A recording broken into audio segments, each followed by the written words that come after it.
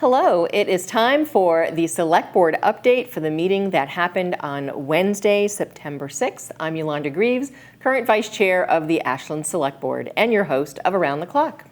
The meeting started at about 6:45. We had a short executive session to review and approve some minutes from another executive session.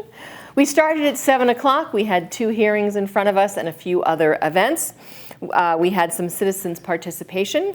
We then started with Paul Gustafson. He is the owner, or was the owner, of 433 Chestnut Street, and he purchased it from the house that is known as the Henry Warren House. He has since refurbished it and is now on the market. It is a beautiful job that he's done. If you've watched previous select board meetings, we've talked to him about using some of the old materials, and that is now on the market. So we had to talk to him about some finalizing paperwork and agreements with the sale of that house. We then had a public hearing for Ashland Fish and Game. They were back in front of us for a complete liquor license. They were in front of us back in April for just a beer and wine license for their pavilion. And now they realize that they really need a full liquor license because of the variety of liquors and alcohols and all the things that are out there. So we approved that for them. They have the ability to serve that in the pavilion as they're doing events or parties from 12 p.m. to 10 p.m. every day. So if you're looking for a place to rent, check out the Ashland Fish and Game. From there, we went to a public hearing for Mike's Auto Sales. They are currently on Magunko Road, and they were moving from 50 Magunko Road to 185 Magunko Road. I'm sorry, other way around, from 185 Magunko to 50. So next time you take a ride around town, go down Magunko Road. They've done apparently a very nice job in updating the facility and where they're going to be there now at 50. They do car repairs, and they also have some sales. That's what the Class 2 license is for. From there, we went into and discussed a proposal that Michael Herbert brought to us regarding the Valentine property. We've owned the property about 5 or 6 years now. We did some work before COVID. We had a committee. If you've driven by, you've been seeing all kinds of work getting done, sideboard, painting, the interiors getting done. The next step that I keep asking for, and many people have, is what are we going to do with the property?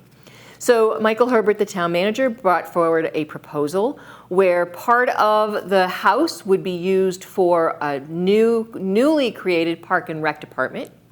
The downstairs would be available for rental or for town or for private events, and the barn would be available for rental for private events or even town events. The next step after us, the select board, seeing the proposal is we're going to be having a public forum. So look for that date. It'll be sometime early November. The date wasn't selected yet, probably the first or second week, where we're going to bring this proposal to the public and look for your feedback. So be on the lookout for that. We had a discussion about our BAA grant process. So we have the BAA grant numbers. We have the numbers for the runners because of the fact that we're a Boston Marathon town. The marathon runs through town. The BAA gives us numbers. And we have this process where we then give out funding. We give out grants to different organizations. Certain money can go toward 501(c) or true nonprofit groups, and other monies can go to other groups. So we've split out now what that process is. So when you go to the website, if you're a nonprofit, you'd fill out one form. If you're not a nonprofit, you'd fill out another form. We've increased the maximums, so you can now apply up to $4,000 if you're a nonprofit. And over 2 grant cycles, so a fall and a spring, or a spring and a fall, depending what order, you can get up to $6,000. And there will also be some requirements for showing us how you've used the funds. And all that will now be available on the website. So go ahead and check that out. We then went through our, hold on, checking my notes here. There we go. We then discussed the closure of the MBTA station. If you are a commuter into Boston from the Ashland station, you have known for the last week that the station itself is closed due to major renovations. Almost $3 million in repairs are going to be happening there. So you need to either go to Framingham or Southborough, depending on which direction you're heading or where you want to park. We're trying to get them to open the station, or at least the parking with the shuttle. That hasn't happened yet. So just add extra time and be on the lookout. If we can get them to open the station, at least for some parking, we will let you know. And there are shuttles available if you're dropped off or walk to the station. We then talked about an all-premise liquor license. So right now, as a group wants, or a restaurant wants to get a liquor license, it's for a specific area. When we allowed restaurants to do outdoor, we had to extend it to their outdoor area. An all-premise license would be for someone like the Warren Conference Center. They currently have a liquor license for their lodge and their hotel. If they want to get a liquor license for another area, they'd have to get a separate license, unless we discussed or allowed them to do what's called an all-premise. So you could get your wine at the lodge, you could walk over to the white building, and you could walk over to a tent. We haven't made a final decision. We said we would look at it on a case-by-case basis. My feeling is, and if this is going to help our businesses, let's see what we can do. But no final decision has been made.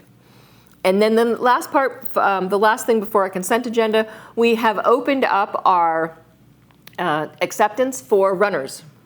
If you would like to run the Boston Marathon on behalf of the town of Ashland, you can go to the website, and there is a form where you fill it out to say that you'd like to run. The commitment is to raise $3,000 in funds, and then you can have a number. If we have more than the 12 numbers that we have available, the names would get picked out of a hat, and preference is given to either Ashland residents or Ashland employees. If you're neither of those, but you see this and you'd like a number, you can certainly apply, and if we have any available, you may be able to get one. We then approved our consent agenda, and we went into the town manager's report. He updated us on the downtown project. If you're driving through downtown, you're seeing that things are continually changing. The paving is now completely done. They're in the process of laying down the crosswalks, and it's not just a matter of painting them. They're actually textured crosswalks with a very interesting tool that they use to make the grid and to make it look like cobblestone. Then we are in the process of doing the connections to the underground for all the buildings, and of course the last thing will be removing the poles, and that'll probably be next spring before we finish everything in downtown. But every day there's something a little bit different that you notice as you drive through downtown. From there, we talked about the Mendez. The Mendez School is open. It was available for the first day of school on September 5th, and their open house is happening on September 9th in the afternoon. You get the ability to tour the school. We talked about an upcoming bond issue. Now that the Mendez is just about done, we're looking at doing some short-term borrowing for some large amounts, and then eventually going into long-term borrowing. And we'll talk about that as it continues moving forward.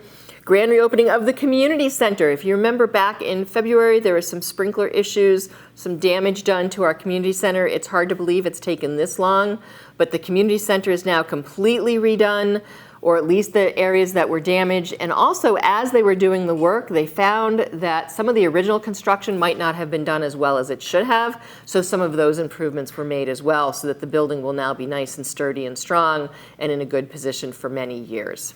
But that is September 12th from 10 to noon.